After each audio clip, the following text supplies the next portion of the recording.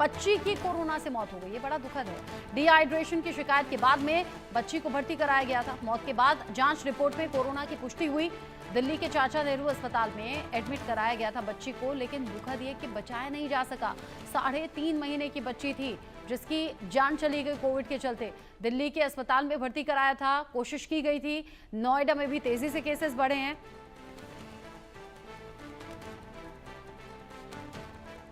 Update ये है कि पिछले 24 घंटे में हमारे पास जो केसेस बढ़े हैं वो 32 हो गए हैं। अब हमारे पास टोटल क्यूमुलेटिव केसेस हैं 190 हैं, जिसमें मेल केसेस जो हैं वो 79 है और फीमेल का जो नंबर है वो 111 है। 111 केसेस हैं। आईपीडी में हमारे पास केवल 3 केस हैं। अभी पिछले 24 घंटे में जो कोविड के डेथ के रिगार्डिंग एक क्रॉस नोटिफाइड केस आया था हमारे सामने। एक बच्ची थी 3.5 महीने की जो चाचा नेहरू अस्पताल में एक्सपायर हुई है। उसको एक्सपायर हुए आज 10 दिन हो गए। 28 मई को वो एक्सपायर हुई थी। उसका जो डायग्नोसिस था, प्राइमरी डायग्नोसिस को जो बनाया गया था वो acute gastroenteritis with severe dehydration और ये मेनिंजाइटिस सीजर और देन उसके बाद कोविड निमोनिया उसको प्राइमरी डायग्नोसिस के रूप में उसको बनाया गया था। हमारे पास उसकी फैमिली की डिटेल आ गई है, हमारी उनसे बातचीत चल रही है और हमारी आरआरटी टीम उस पर वर्क करेगी।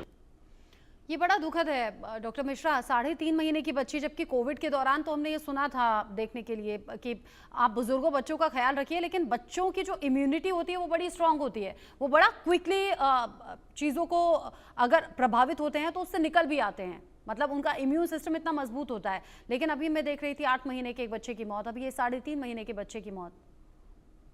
देखिए, जैसे आप रचना अभी सीएमओ साहब ने भी ये बताया, केवल 3 रोगी भर्ती हैं। बाकी आउट पेशेंट बेसिस पे कुछ रोगी आए हैं, उनमें से कुछ की जांच हुई होगी। और इस बच्ची का भी, चाहे वो 8 महीने की हो 3 महीने की हो, पूरी जब तक उसके रोग की हमें इतिहास नहीं मिलेगा कि पिछले कुछ दिनों से वो किस वजह से बीमार थी, तब तक उसको ये हम अगर लेबल करें कि वो कोविड भी हुआ उसको और उस वजह से मृत्यु हो गई, ये थोड़ा सा मैं समझता हूँ उचित नहीं होगा। क्योंकि हमने ये देखा था जो पेंडेमिक में भी बच्चे बहुत कम अफेक्ट हुए। 10% जो संख्या थी वो बच्चों की थी, बाकी सब वयस्क थे। और चूंकि कुछ ऐसी प्रोटीन्स होती हैं इस वायरस की जो उसमें बच्चों में उसको प्रोटेक्ट होती है और बच्चों को नहीं वो लगती है। लेकिन हाँ, होने को तो हो ही सकता है, इसमें तो कोई ऐसी बात नहीं है। बच्चे 10% तो अफेक्ट हुए ही थे पेंडेमिक में भी, लेकिन उनकी मृत्यु दर भी बहुत कम थी। कभी बहुत ही मैं कहूँगा अनयूजुअल था किसी बच्चे की मृत्यु होना कोविड से। पेंडेमिक में भी बहुत कम बच्चों की या यंग लोगों की मृत्यु हुई थी, बट बहुत कम संख्या में हुई थी। अधिकतर जो आंकड़े थे वो जो हमारे वरिष्ठ नागरिकों के थे, 50+ लोगों के थे, कोमॉर्बिडिटीज से ग्रसित थे जो लोग, उन लोगों को ज्यादा गंभीर रोग हुआ। जिनको पहले से सांस का रोग था उनको हुआ, डायबिटीज थी, हाइपरटेंशन थी, या और किसी वजह से किसी का अंग प्रत्यारोपण हुआ, किसी को कैंसर कीमोथेरेपी थी, किसी और इम्यूनोसप्रेसिव दवाई पे थे। तो ये तो हम लोगों को बिल्कुल मालूम है।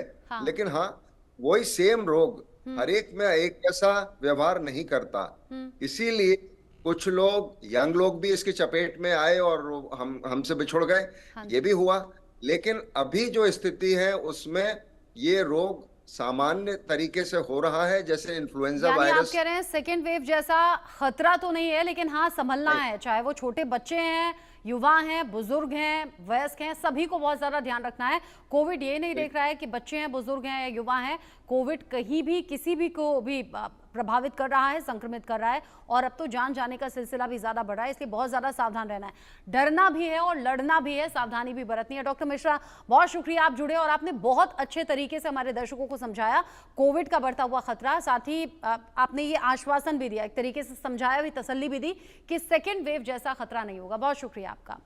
आगे बढ़ेंगे। देहरादून में भी कोरोना के केसेस लगातार बढ़ रहे हैं। कोरोना को लेकर स्वास्थ्य विभाग अलर्ट है। अस्पतालों को भी अलर्ट रहने के निर्देश दे दिए गए हैं। इंडिया न्यूज संवाददाता सचिन कुमार की ग्राउंड जीरो से रिपोर्ट। उत्तराखंड में कोविड की अगर बात की जाए, फिलहाल के लिए कोविड के आंकड़ों में कमी आई है। वहीं जो है इस समय जो है 17 मामले थे, यानी उन 17 मामलों में सुधार हुआ है। 6 मामले जो चारधाम यात्रा में जो लोग आए थे वो जो कोविड के जो लक्षण है उनमें पाए गए थे। यानी अगर हम देहरादून की बात करें, देहरादून में 2 व्यक्ति थे जिनको जो है होम आइसोलेशन कर दिया गया है। यानी कुल मिला के कहा जा सकता है कि सुधार काफ़ी है। साथ ही जो है लगातार स्वास्थ्य विभाग की अगर बात करें तो यहाँ पर जो है बैठक लगातार यहाँ पर स्वास्थ्य विभाग के द्वारा की गई है। साथ ही जो है जो स्वास्थ्य सचिव की बात करें तो उन्होंने जिले के जो सीएमओ हैं सबको निर्देश दिए हैं कि ऑक्सीजन और बेड की किसी भी प्रकार की कमी यहाँ पर ना रहे, क्योंकि चारधाम यात्रा यहाँ पर चल रही है। अगर हम चारधाम यात्रा में भी आना चाहते हैं तो सबसे पहले अपनी कोविड की रिपोर्ट जरूर लेके आए। वीडियो जर्नलिस्ट सुमित रावत के साथ मैं सचिन कुमार, न्यूज़ देहरादून। और आगे बढ़ते हुए बड़ी खबर राहुल गांधी से जुड़ी हुई है। कोरोना को तो आपने देखा कि किस तरीके से दस्तक दे रहा है और देश भर में केसेस बढ़ रहे हैं, लेकिन अब आगे बढ़ेंगे। आगे बढ़ते हुए राहुल गांधी से जुड़ी खबर है। राहुल गांधी ने पीएम मोदी पर निशाना साधा है। ट्रंप ने 11 बार